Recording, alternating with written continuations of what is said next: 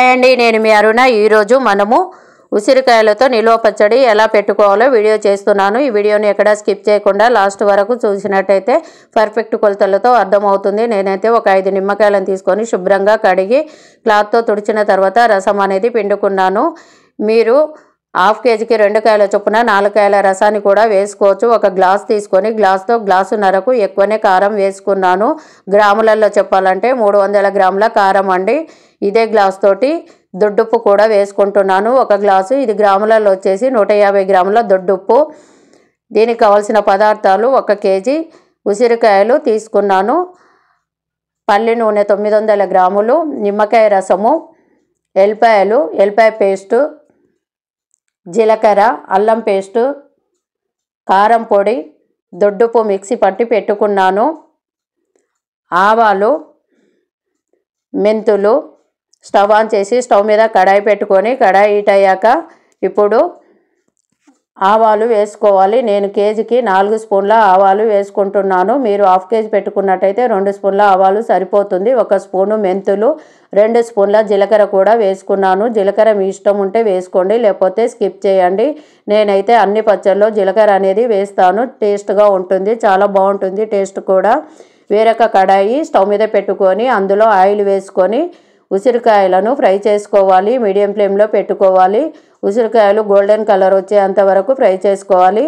ఎప్పుడైనా మనం పచ్చళ్ళలో ఆయిల్ ఎక్కువ వేసుకుంటేనే పచ్చడి అనేది నిల్వ ఉంటుంది. ఆయిల్, ఉప్పు మంచిగా ఉండాలండి. అప్పుడే పచ్చడి అనేది మనకు 6 months 7 months దాకా నిల్వ ఉంటుందండి ఈ ఉసిరికాయ పచ్చడి.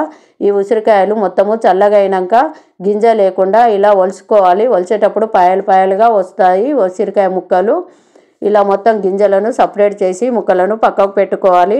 ఇప్పుడు మళ్ళా అదే ఆయిల్ను మనము స్టవ్ ఆన్ చేసుకొని ఆయిల్ హీట్ అయిన తర్వాత ఇందులో 2 స్పూన్ల ఆవాలు, 1 స్పూను జీలకర్ర, 1/2 స్పూను మెంతులు వేసుకోవాలి. మెంతులు వేసుకుంటే టేస్ట్ అనేది చాలా బాగుంటుంది.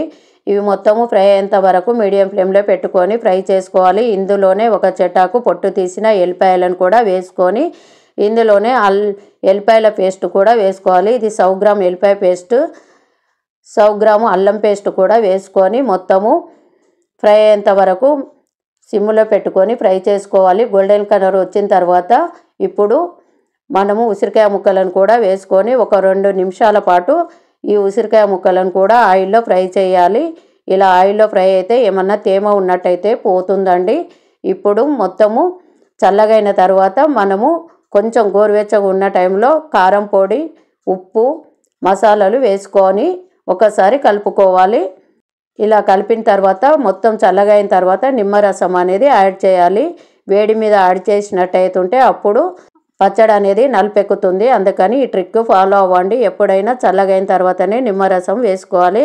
అయితే మీకు కూడా ఈ ఉసిరికాయ పచ్చడి నచ్చినట్టయితే మీరు కూడా ట్రై చేసి మీకు ఎలా వచ్చిందో కామెంట్ చేయండి. చూసారు కదా ఫ్రెండ్స్, మా అమ్మ చేసిన ఉసిరికాయ పచ్చడి. మీరు కూడా ట్రై చేసి ఎలా ఉందో చెప్పండి.